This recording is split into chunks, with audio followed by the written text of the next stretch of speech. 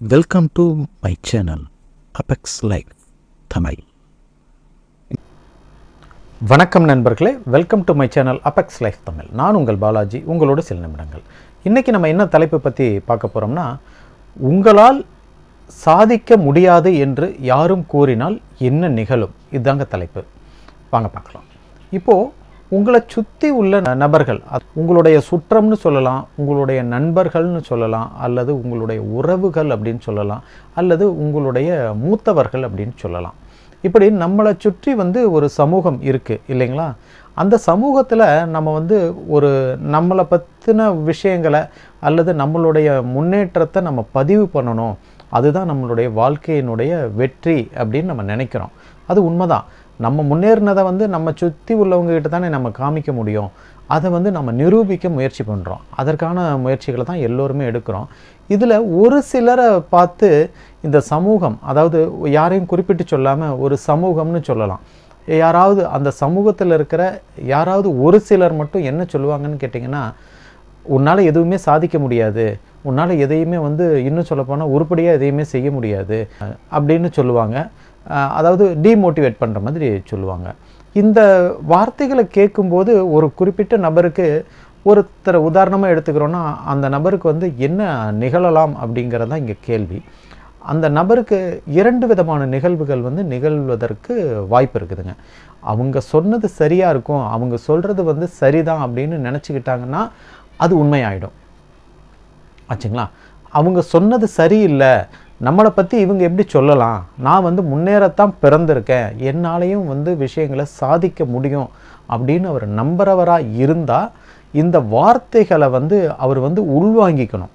அதாவது பெரும்பாலும் பார்த்திங்கன்னா அந்த விஷயங்களுக்கு ஒத்து போகிறவங்க அந்த வார்த்தைகளை காதில் வாங்காத மாதிரியே அவர் சொல்கிறதும் சரிதான் அப்படின்னு சொல்லிட்டு போயிடுவாங்க. அந்த வார்த்தைகளினுடைய தீவிரத்தை உள்வாங்கிக்கவே மாட்டாங்க.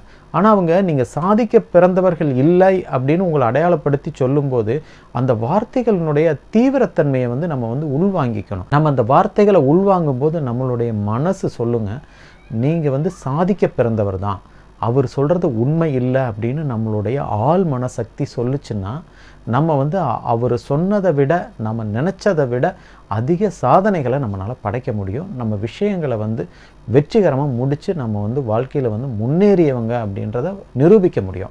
இதுவே அவங்க சொல்கிறத நம்ம காதில் வாங்காமல், நம்மளுடைய ரெகுலரான வார்த்தை தான் இது, அவங்க சொல்கிறதெல்லாம் காதில் வாங்கிக்க வேண்டாம் அப்படின்னு சொல்லிட்டு அதை நியூட்ரலாக விட்டுட்டு நம்மளுடைய வழக்கமான வேலைகளை மட்டும் பார்த்துக்கிட்டு இருந்தோம்னா நம்ம அவர் சொல்கிற மாதிரி ஒரு சாதிக்க பிறக்காத ஒரு மனிதராகவே, அதாவது சாதிக்க தகுதி இல்லாத ஒரு மனிதராகவே உருவாகிறதுக்கும் வாய்ப்பு இருக்குது. அல்லது நியூட்ரலாக, அதாவது நார்மலான லைஃப்பை மட்டுமே வாழ்ந்துக்கிட்டு போகிற ஒரு சாதாரண நபராக வாழ்கிறதுக்கும் வாய்ப்பு இருக்குதுங்க. இப்போது நம்ம இந்த சாதிக்க பிறந்தவர்கள் அப்படின்னு நம்மளுடைய உள் மனசு சொல்லுது இல்லைங்களா, அந்த மாதிரி சொல்லும்போது நம்மளுடைய மைண்ட் செட்டில் நம்மளுக்கு என்ன நடக்கும்னு பார்த்திங்கன்னா, புது புது நுணுக்கங்களை நம்மளுடைய மைண்ட் தேட ஆரம்பிக்கும். இவர் இந்த மாதிரி சொல்லிட்டார், இதுக்காகவே நம்ம வாழ்க்கையில் முன்னேறி காமிக்கணும், இவங்களை விட முன்னேறி காமிக்கணும்னு ஒரு வெறி அப்படின்னு சொல்லலாம். அதை ஒரு தீப்பொறி அப்படின்னு நம்ம சொல்லலாம். அந்த தீப்பொறி மட்டும் நமக்கு உள்ளே பத்திக்கிச்சுன்னு வச்சுக்கங்களேன். இந்த தீப்பொறி நம்மளுடைய மனசில் போய் ஒரு ஜுவாலையை உருவாக்குச்சு அப்படின்னு வச்சுங்களேன், நம்மளால் எந்த ஒரு விஷயத்தையுமே சாதிக்கக்கூடிய திறமையை நம்ம உருவாக்குவோம், இல்லைன்னா நம்மளுடைய திறமையை வளர்த்துக்குவோம். இது ரொம்ப உண்மையான விஷயங்க. நீங்கள் முயற்சி பண்ணி பார்த்தீங்கன்னா தெரியும். இது எல்லாமே உங்களுடைய ஆழ்மன சக்தியிலிருந்து உருவாகிற விஷயம், உங்களுடைய மனதினுடைய நம்பிக்கையிலிருந்து உருவாகக்கூடிய விஷயம். எவ்வளவோ மோட்டிவேஷன் வீடியோ பார்த்தா கூட நமக்கு மாறிடுமா அப்படின்னு கேட்டிங்கன்னா அப்படியெல்லாம் உறுதியாக சொல்ல முடியாதுங்க. இந்த மாதிரி வார்த்தைகளை கேட்டாலும் உங்களுடைய மைண்டில் நீங்கள் அதை எந்த அளவுக்கு ஒரு தீவிரமாக எடுத்துக்கிறீங்க, உங்களுடைய மைண்டில், உங்களுடைய எண்ணத்தில் அது ஒரு தீப்பொறியை உண்டாக்குதா அப்படிங்கிறதான் இங்கே கேட்க வேண்டிய கேள்வியாக இருக்குது. அதனால் இந்த கேள்வியை எல்லோருமே கேட்டுக்கணும். நம்ம கேள்விப்படுற விஷயங்கள், நம்ம பார்க்குற விஷயங்கள் நம்மளுடைய மனதில் ஒரு தீப்பொறியை உருவாக்குதா, அந்த தீப்பொறி ஒரு ஜுவாலையாக மாறுதா அப்படிங்கிறது தான் நம்மளுடைய கேள்வியாக இருக்கணும். அதை நம்ம வந்து தேடணும். அப்படி செய்யும்போது நம்மளுடைய மனசனுடைய சக்தியினால் நம்ம புதிய நபராகவே வந்து மாறிடுவோம். நம்ம வந்து எங்கெல்லாம் வாய்ப்பு இருக்குதோ அதை தேட ஆரம்பிச்சிருவோம். புதிய வாய்ப்புகளை வந்து நம்ம தேடி கண்டுபிடிப்போம், அல்லது புதிய வாய்ப்புகளை உருவாக்குவோம். அந்த நுணுக்கங்களை வந்து நம்ம வந்து கண்டுபிடிச்சிருவோம். அந்த நுணுக்கங்களை தெரிஞ்சுக்கிட்டு நீங்கள் எந்த ஒரு தொழிலாகட்டும், எந்த ஒரு முயற்சி ஆகட்டும், உங்களுடைய திறமையை வளர்த்துக்கிட்டு அந்த திறமையின்படி உங்களுடைய தொழில், உங்களுடைய முயற்சி எதுவாகட்டும், அதில் வந்து நீங்கள் முயற்சி செய்யும்போது பார்த்தீங்கன்னா உங்களுக்கு வந்து 100% சக்ஸஸ் கிடைக்குங்க. இதில் வந்து எந்த வித மாறுதலுமே இருக்காது. 100% வந்து நீங்கள் நிச்சயமாக அந்த முயற்சியில் வெற்றி அடைவீங்க. உங்களால் இதெல்லாம் முடியாது அப்படின்னு காதுபட பேசும்போதோ, அல்லது நேரடியாக பேச முடியலைனாலும் நம்மளை சுற்றிலும் காதுபட பேசுவாங்க இல்லைங்களா, நம்மளுடைய அதாவது என்ன சொல்கிறதுங்க, அது ஒரு புரளி பேசுவாங்க அப்படின்னு கூட சொல்லுவாங்க இல்லைங்களா. அந்த மாதிரி இடங்களில் தான் நமக்கு மனசில் ஒரு தீப்பொறி உண்டாகும். இவங்கனால மட்டும்தான் முடியுமா, நம்மளால் முடியாதா, ஏன் முடியாது, ஏன் முடியாது அப்படின்ற ஒரு கேள்வியை நம்மளுக்கு நாமளே கேட்டுக்கிட்டோம்னா அது ஏன் முடியாமல் இருக்குது அப்படின்றதுக்கு நம்மளுக்கு ஒரு ஆன்சர் கிடைக்கும். அதற்கு என்ன ஆன்சராக இருக்கும்னு பார்த்தீங்கன்னா, நம்மளுடைய முயற்சியை இன்னும் அதிகமாக்கணும். ரெண்டாவது, புதிய நுணுக்கங்களை கற்றுக்கணும், நம்மளுடைய திறமையை வளர்த்துக்கணும், முயற்சி தொடர்ந்து இருக்கணும். இதுதாங்க விஷயம். நுணுக்கங்களை கற்றுக்கணும், முயற்சி தொடர்ந்து இருக்கணும், திறமையை வளர்த்துக்கணும், இதில் வந்து விடாமுயற்சியாக இருக்கணும் அப்படிங்கிறது தான் வந்து அடிஷ்னல் விஷயம். இதை தொடர்ந்து நம்ம செய்யும்போது பார்த்திங்கன்னா, நம்ம எந்த துறையில் இருந்தாலும் சரி, எந்த வேலையில் இருந்தாலும் சரி, எந்த தொழிலில் இருந்தாலும் சரி, அதில் நம்ம ஒரு பெரிய ஒரு உச்சத்தை அடைய முடியும் அப்படிங்கிறது தான் உண்மையான விஷயம். அதனால் யாருமே உங்களை பார்த்து உங்களால் எதையுமே வந்து சாதிக்க முடியாது அப்படின்னு யாராவது சொன்னால் அந்த வார்த்தைகளை வந்து நீங்கள் உள் வாங்கிக்கங்க. அந்த வார்த்தைகளை உள் வாங்கினீங்கன்னா தான் உங்களுக்குள்ள ஒரு தீப்பொறி உண்டாகும் அப்படிங்கிறத நம்ம வந்து உறுதியாக சொல்ல முடியும். அந்த தீப்பொறி அனைவருக்குமே தேவைதான். ஒரு வாகனத்தை உதாரணத்துக்கு எடுத்துக்குவோம். இப்போ வாகனத்தில் என்ஜின் இருக்குது, எரிபொருள் இருக்குது, சாவி இருக்குது. சாவியை போட்டு மிதித்தா ஸ்டார்ட் ஆகும். ஆனால் சாவியை போட்டு மிதிக்கும்போது அங்கேயும் ஒரு இயற்கை சக்தி தேவைப்படுதுங்க. அந்த என்ஜினுக்குள்ளே தேவையான அளவுக்கு வந்து ஃபில்டர் செய்யப்பட்ட காற்று தேவைப்படுது. அந்த காற்றோடு சேர்ந்து ஒரு தீப்பொறி தேவைப்படுது. அந்த ஃப்ளக்கில் ஒரு சின்ன தீப்பொறி வரும்.